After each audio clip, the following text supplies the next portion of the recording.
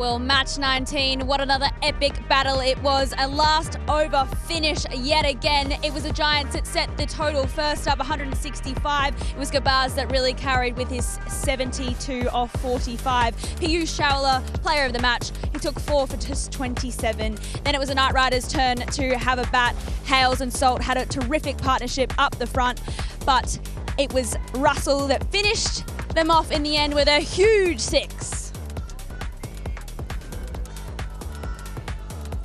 Hello everyone, welcome back. Joining me this evening is Awais Shah, Andy Flower, and our special guest tonight, Phil Salt. Welcome to our post-match little wrap-up show. Andy, you have something you want to ask Phil, straight up. Well, I did want to ask Salty, tell us about that unplayable delivery you got out to this evening. Andy, you've played enough cricket, you'd know that sometimes you just get a good ball, and unfortunately tonight that had my name on it. There was a little bit of a laugh and a little bit of banter too with it. You could see when, Yeah, I could honestly, I couldn't quite believe I did that. Please don't show a replay. On a more serious note, like, you got through power play tonight, and tell me about that mentality of getting, once you get through power play as an attacking opener, and then how do you extend that innings when you're expected to be still attacking through those overs just coming out of power play? How do you think about building an innings and getting past that 10 over mark? You've got to keep the pressure on is the most important thing. Obviously, you know, when there's 2 out, that's, you know, half the battle. But when you get out of that, that's a massive part of the job being done. And I think it's all about keeping the pressure on. So, you know, you don't want to let guys settle, especially guys like Shamsi who's spinning it. You know, he bowled really well tonight. But I think, looking back, if I'm brutally honest with myself, I probably should have tried to hit that ball square, probably into one of the pockets. Instead of, you know, maybe I took my foot off the gas a fraction, but I think that's the most important bit because, as we all know, overs 7 to 14 in T20 cricket are massive in terms of winning the game. And your partnership with Hales up front, obviously an outstanding partnership and went a long way to winning the game for your team. What's your communication with him like? You played quite a bit of international cricket with him as well? Yeah, I think it's pretty simple. I sort of let him do his thing. Obviously, you know, you try and communicate about what the bowlers are doing in the moment. It's pretty simple. Halesley doesn't say too much. We just sort of let each other go. Maybe every now and again I'll say, you know, get me back on strike. Again, I probably should have been a little bit firmer with him tonight because I felt like I was going well and, you know, could have put an even bigger din in chasing that total down.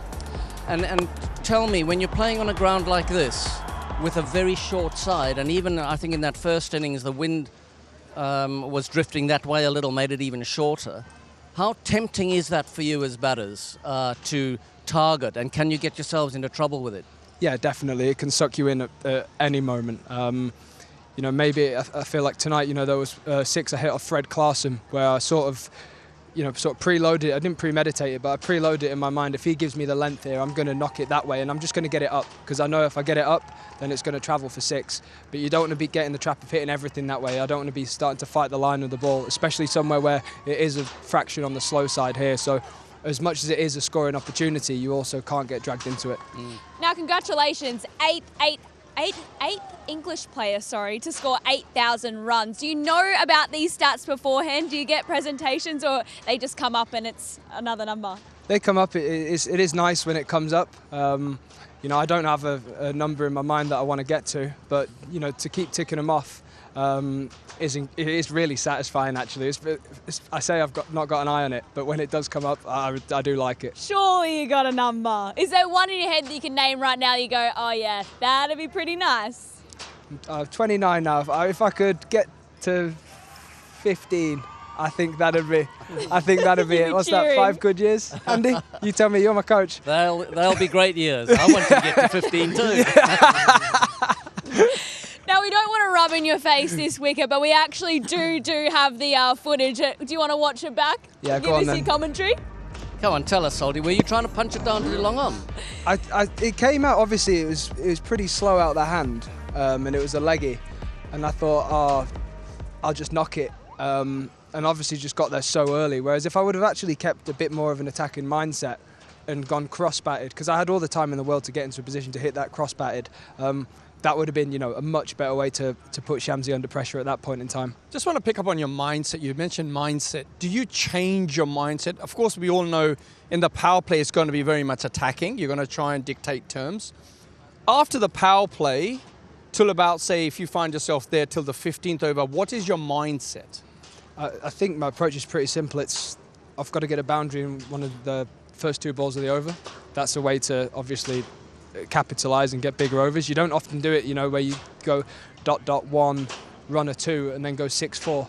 That's actually a really inconsistent way of getting big overs through the middle. I think it's all about getting a boundary in your first 2 balls and playing from there, because if you do that, the game will just sort of play into your hands as a batter, because you will have the authority, so they'll change plans, they'll go somewhere else, and if you've done your homework, you know exactly where that's going to be and where they're going to go.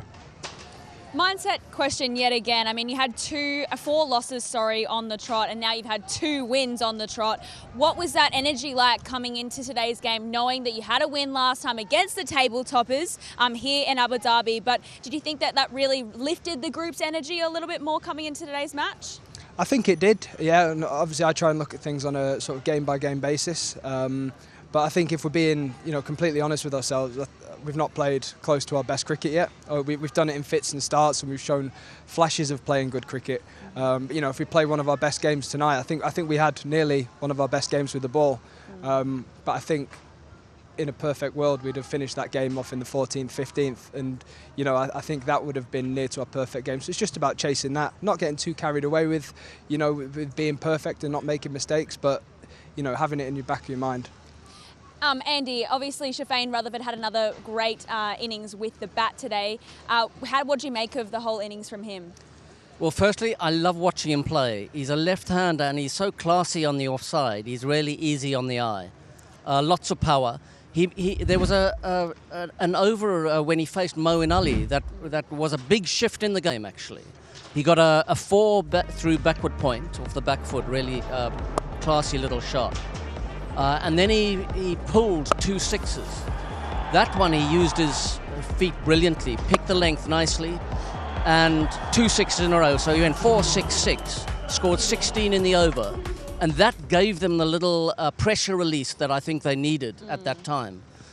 So a crucial little knock from him, only 30, I think, or 14 or 15 balls.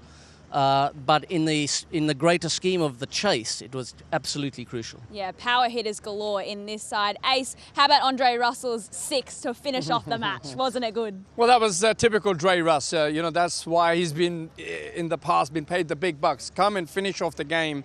And we were talking earlier off air with me and Andy, and I mentioned to Andy that I love the fact that he turned down that 2 to say, hold on a minute, I am going to take the responsibility and finish the game off.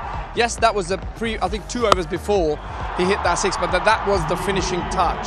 And that just shows me where Dre Russ is in this tournament. Clear in his mind, and that still had the belief in his ability to say, if you bring me at the end of a game, I will walk off with my team being the winners. Phil, what's it like playing with the powerhouse like Andre Russell? It's obviously, I felt really reassured when he was in that last over, especially when he turned down that single.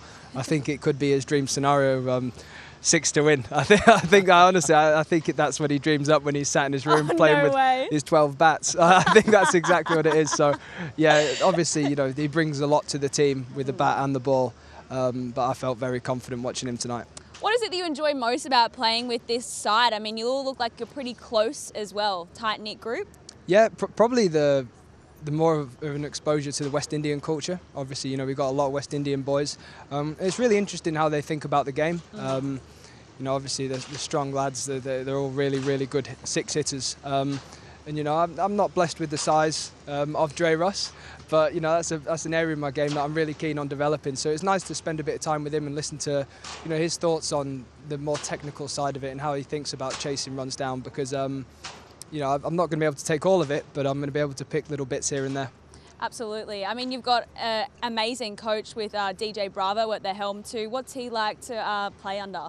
Pretty chilled. I think the main event of his day is the warm-up football. I think that's really what he sets his stall out for. I think we've won the last 7 games, so He's not going to forget that in a hurry. But it's good. We're a pretty chilled out group. If there's one thing Bravo sticks by is that he's always going to stay level, and that's exactly what he's done. So hopefully we keep this momentum on. Maybe we see him go that way. Maybe he doesn't need to be so level. He looks like he really gets up and about, though. He's a big mover arounder kind of guy, chatting to everyone. Oh, he loves it. He thought he was Sir Alex Ferguson the other night when we were in the second innings. He was round on the boundary, turned it into a back four. I don't know what he was doing, but he loved it. You had a little injury last game, though. You had to go get a scan. Was everything okay there? Yeah, all good there, luckily. Just missed a half volley, didn't you? Just missed a half volley, that was it. No, Hawkeye was absolutely spot on, it was going to hit the stumps. So, yeah, but no, luckily, no fracture and play on. Yep. Ace, Piyush Chawla, what an amazing game from him. 4 wickets from him tonight. Sensational effort. Yeah, sensational, and it doesn't surprise me. He's got a lot of experience playing in subcontinent conditions, but he understands the change of pace. He still possesses a very good googly, which he managed to bamboozle a couple of players, but he also knows how and when to bowl what line and what lengths to certain players. He's done his homework, and look, he's a class act. He's played plenty of cricket, in these sort of conditions, and once again, he shone very well tonight. Absolutely. What's he like to play with, Phil? Really chilled. As Ace said there, he does his homework. Which is really important in key parts of the game. Like when Matthew Ford came in, he can be dangerous at the end, but he knew to bowl a googly and hit the top of the stumps. And moments of clarity like that, with the experience that he brings, is huge. Absolutely. Andy, isn't he just such an exciting player to watch? I mean, he's just come off a few stints away from the game, having an injury, but doesn't he come back with a bang? Yeah, he had a little hamstring problem, and he doesn't like sitting out. So he was really pumped to be involved in the game again today. It's lovely watching, I hope he doesn't mind me saying, an aging cricketer do his thing out there in the middle. Such wealth of experience and a brilliant skill set. That leg spin googly bowling. He's not trying to bowl too quick. He varies his pace a little, but he knows what the batsman's thinking and he's a step ahead. It's lovely to watch. Absolutely. 2-1 on the trot now. Do you think the form's coming back at the right time? Yeah, I'd like to think so. Obviously, you want to take every game in isolation, but I think it'll be doing good things for the group, knowing that we've come here and we're getting to grips with our home conditions and we've knocked up 2 very good sides. So hopefully, you always say peak at the right time. Hopefully this is the beginning of that. Up against My Emirates in a couple of days' time. What's the prep going to be like for that? I think it'll be, a lot of looking at how the previous game against them went. That wasn't our best game of cricket. That being said, I think conditions are changing here. That was a fresh wicket. I don't think we have any fresh ones left to play on. So maybe it's a change in the balance of the side. Things along that sort of lines. But we've got some good lessons and hopefully we just carry that momentum straight into there. What was the wicket like to play on today in comparison to other games? It was a little bit slower, I'd say. I feel like the more we're playing on them, the more they're slowing up. It also feels a lot truer now that the live grass is sort of disappearing. It's not so variable, and the new ball's definitely not doing as much. So I think it's sort of evening out the balance between bat and ball. Ace, where do you see the change for the Knight Riders? I mean, obviously we mentioned they had 4 losses in a row, but now they've had 2 and they've really come back strong. What's been the real difference in their winning mentality now? I think watching them play, I don't think in this tournament it's tailor-made for the powerhouse players. I think the likes of Salt, Livingston are prepared to do the hard work. Get the ones, get the twos, lay a foundation, and then you can start hitting. I think they've done that pretty well in the last couple of games, and I think that's the reason why they've been able to get the team into a winning position. Yep, absolutely. Alrighty, thank you so much for joining us, boys. We'll be back very soon for more analysis. We're going to head to a break now.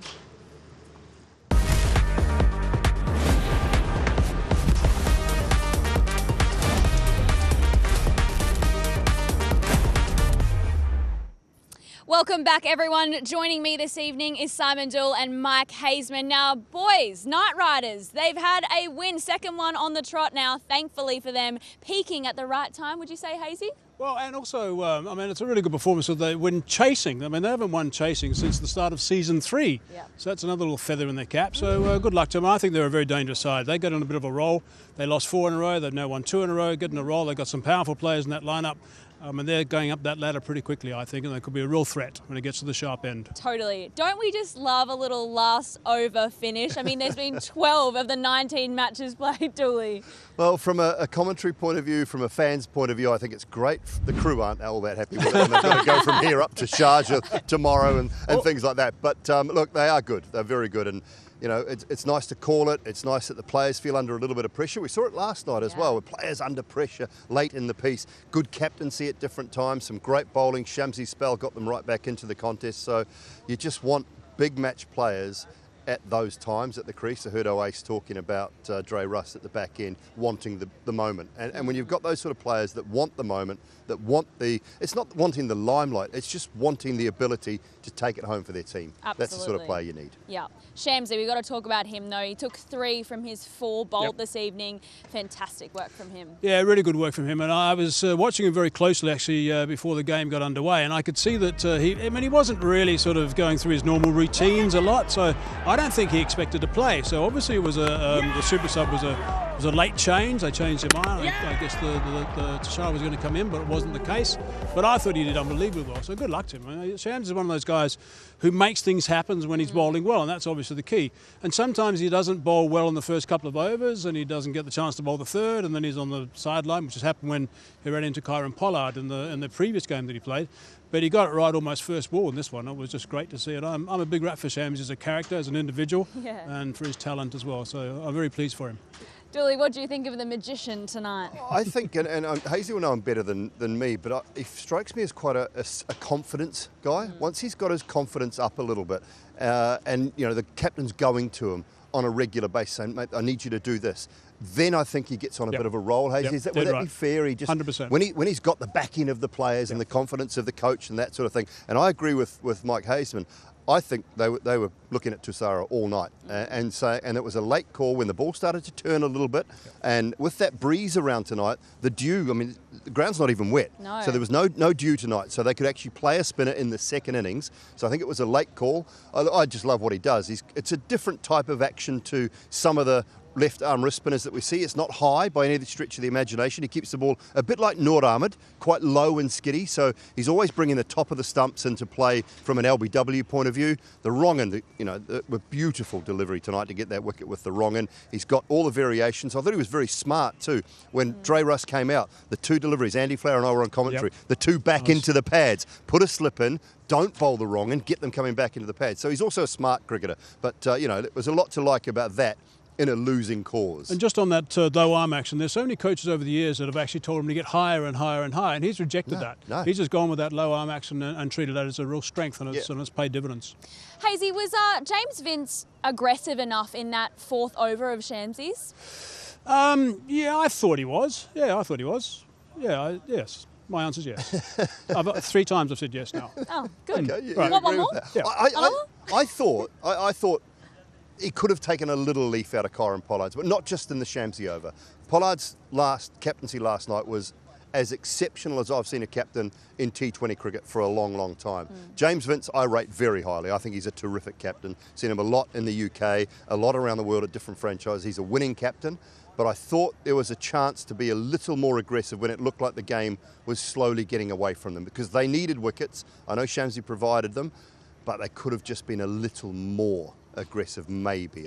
And it's not a slight on Vince. It's which is the way Pollard's always done it, though, as well. Yeah, it is. And Vince hasn't always done it that way, but he reads the game beautifully. And, he was very honest. They just didn't get enough runs. Yeah, correct. Fair enough. You know who did get runs today, though? Ramanullah Gurbaz, 72 for him tonight.